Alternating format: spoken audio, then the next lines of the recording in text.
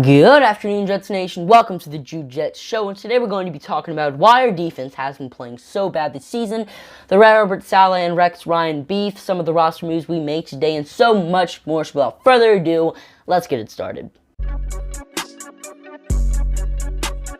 So why has our defense been playing bad this season? Well, we've had a lot of injuries. That is not the biggest reason, nor is it the only one, but it is a logical reason that cannot go undressed, because Vinny Curry and Carl Lawson were supposed to be our two starting edge rushers this season, but are not going to play a single snap for us this year because of injuries. LaMarcus Joyner suffered a season-ending injury in Week 1. Marcus May tore his Achilles in Week 9 and missed 3 games before his Achilles tear. Jamie and Sherwood, Brandon Echols, and Bryce Huff are all on the IR right now, and Hasmer Nazardine missed 3 games this season, and Gerard Davis missed 6. So we've seen a lot of players miss time because of injuries this season, and a lot of players aren't even going to play for us this season because of injuries. And those injuries have caused these younger, inexperienced players who really aren't that good to get signed off the streets and to get called off of the practice squad and get an insane amount of playing time that they would not be getting on any other team. I mean, the inexperience in our secondary is unreal. I don't think we have one player in our secondary who's been in the NFL for more than 3 years. That is absurd. I mean, our cornerbacks have been playing fairly well. Bryce Hall and Michael Carter II have been doing a fantastic job this year, but they also haven't been playing perfect, and the olderness of some of these other players in the NFL get the best of our young cornerbacks sometimes, and because they're young, they do some things that they shouldn't do, whether it be penalties or just a bad decision on defense that leads to like a 15 or 30-yard catch. And our safeties are not good. Ashton Davis might get high Pro Football Focus grades and might force like 3 fumbles a game, but I mean, if those fumbles aren't recovered by the New York Jets, which they rarely are, they're completely pointless. And Sherrod Nesman, Gerard Wilson, Elijah Riley, all were on practice squads this year before they got signed by the Jets. So let's just face the facts. They're not good. Our pass rush has also been extremely inconsistent this season. The defensive line was supposed to be the focal point of our defense this season, but they've been the complete opposite of that. They're supposed to be lightening the load for our young secondary and not making it heavier. And I mean, Carl Lawson is not going to be with us this season. And in their defense, he was supposed to be our best defensive player. But we don't have him, and that was a huge blow. But without him, they're supposed to be still a top 10 unit. But they haven't been this season, and that's a huge letdown.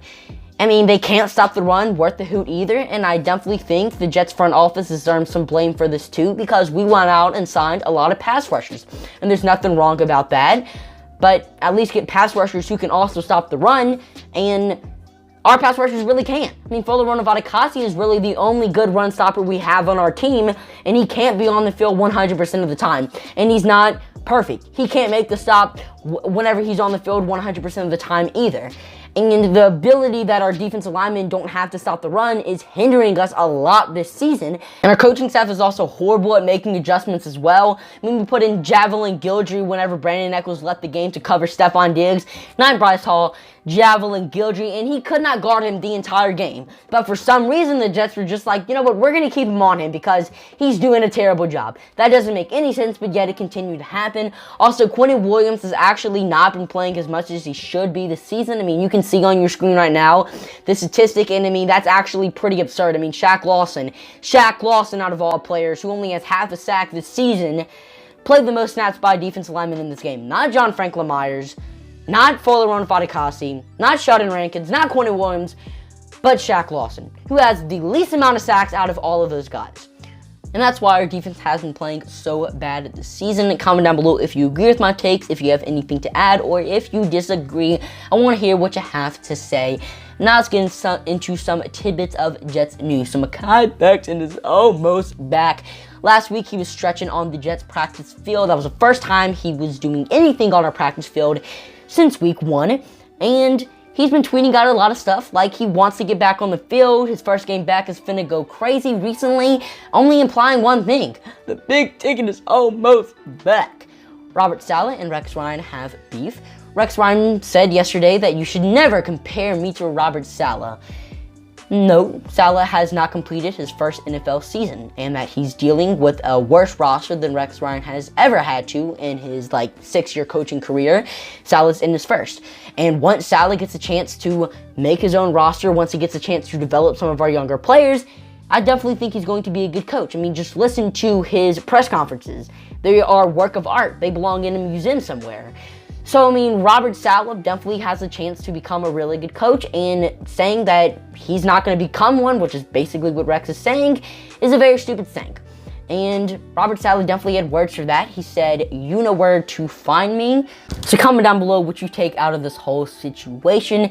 After his Week 10 performance in which he had 82 scrimmage yards and 1 touchdown, Michael Carter was nominated for the NFL Rookie of the Week. If you want to vote for him, you can do so by using the link in my description. And let's talk about some of the roster moves the Jets have been making over the past couple of days. So we activated Jason Pinnock off of the COVID-19 list.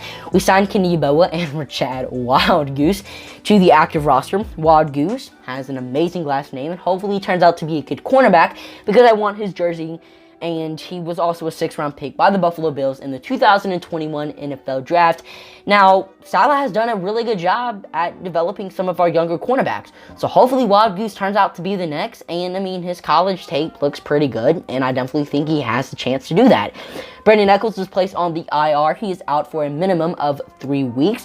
And Corey Thompson and Keelan Doss have been signed to the practice squad. Doss has been in the NFL since 2019. He was with the Bills from 2018 and 19, and has most recently been with the Hamilton Tiger Cats, a Canadian Football League team. And Keelan Doss has been with multiple teams over his NFL career, and has most recently been with the Falcons. And people online were saying he was a Hard Knocks star, so maybe some of that Hard Knocks energy can be brought to the Big Apple, and he can turn into a star. Who knows? Probably not, but who knows? And Noah Dawkins has been placed on the practice squad IR, and that's all I got for you guys today. If you guys enjoyed, let me know by hitting the subscribe and like button. Check me out on Instagram, Twitter, and TikTok at Jude_Jets for more content, and I'm your host, Jude, signing off for now. See you later. Peace.